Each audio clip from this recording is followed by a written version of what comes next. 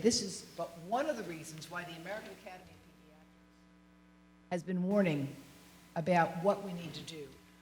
The 5G table will have my materials. I want you to please go over there, sign up to work with them, log in to check to our website when you get home to your wired connection, and take as many cards as you can give away and make sure they get recycled.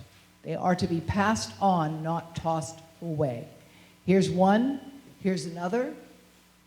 And on the back of these cards is information about why it's important to practice safe phone. Give them to your children.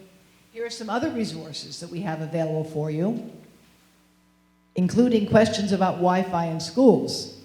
A number of schools in this country are now removing Wi-Fi or limiting its exposure. It's a slow but steady increase. How many of you know schools that are reducing their exposure to Wi-Fi?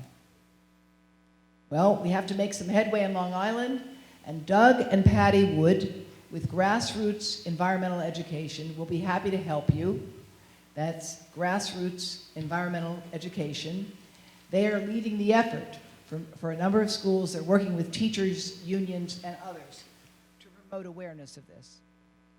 We're also working with them on the Baby Safe project to promote awareness of the need to reduce radiation exposure during pregnancy. Have you noticed those ads of a pregnant woman with an iPad on her belly? Dreadful, absolutely dreadful, and violating everything we know about exposures that need to take place in pregnancy. Baby Safe project was developed with leaders in obstetrics and gynecology, like Professor Hugh Taylor, chief of OBGYN at Yale. And it has information about ways to reduce your exposure and why and how to reduce your exposure. Now, global policy developments are a fast-moving train. All politics ultimately are local, but I want to stress, the FCC has passed a law recently, so you at the local level technically have no control over whether or not an antenna could be pasted to your bedroom wall outside. However, over 100 cities have joined in a lawsuit to object to this. And again, we at Environmental Health Trust are raising funds now to develop a major legal challenge, because it's expensive to do that, to the FCC, which currently could, working with the companies, put an antenna wherever they would like. However, there are many different things you can do to slow this down, and we're working hard to make that happen and to reverse and remand and vacate the FCC's decision, which they recently issued, that there would be no revision in their 23-year-old safety standards for testing phones, nor would there be any change to accommodate 5G, a technology that did not even exist when the standards were first developed 23 years ago.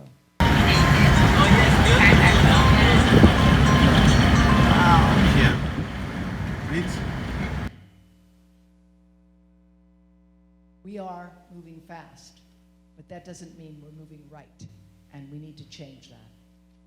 Here's what Berkeley did, and I invite every local town council person here to take notice. This is the legal requirement. It was passed in 2015.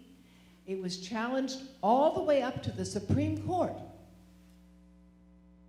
We were represented by Professor Lawrence Lessig of Harvard Law School, and they were represented by the lead attorney for the tobacco industry. I'm not making that up. And he lost. And so it's legal to require this notice wherever cell phones are sold. It must be posted. If you carry or use a phone in a pants or shirt pocket or tucked into a bra, when the phone is on and connected to a wireless network, you can exceed the federal guidelines for exposure to RF radiation. That is the law in Berkeley. And we would invite you to have a similar law developed in any of your town councils. This is what the French did, and by the way, this was from 2008. before the International Agency for Research on Cancer. This is what is being done in Cyprus. Cyprus, the translation from the Greek. Don't irradiate me. Learn how to protect me. This is a national campaign on children's health in Cyprus. Now, 5G. I don't expect you to be able to get this slide in great detail, but it's a very important concept I want to share with you. And that is the growth in digital technology is an energy hog, an energy vampire. And it is illusion to argue that smart technology is going to reduce the demand for energy. Because the more new devices you need, like the wireless baby diaper and the wireless vaginal speaker to play music to your child, and your ability to tell your coffee pot to talk to your clothes dryer, and your lighting, and your heating in your home. These are all creating needs for new energy.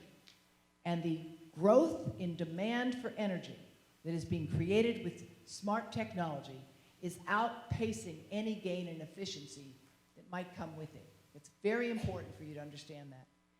And there's a strong growth in digital energy consumption, and it has led these researchers to warn about the fact that information and communications technology are going to be outpacing any gain in efficiency.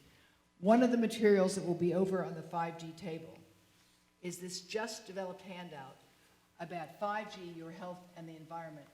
And it includes in it information about what is 5G, about the fact that there are no instruments for measuring it. You can't measure it. So if you can't measure it, how can we justify putting it out there?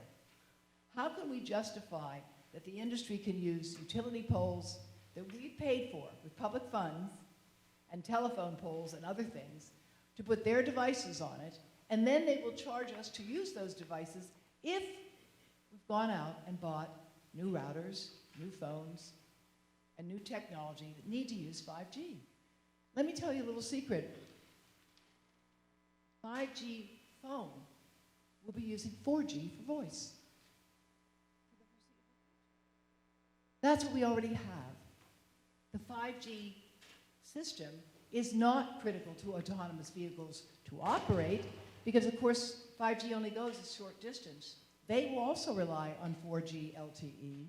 It's just in order for the front wheels to communicate with the back wheels of your car, sending wireless radiation through you to do it, 5G is more helpful. So there's a lot of smoke and mirrors here. And there is a lot of concern worldwide.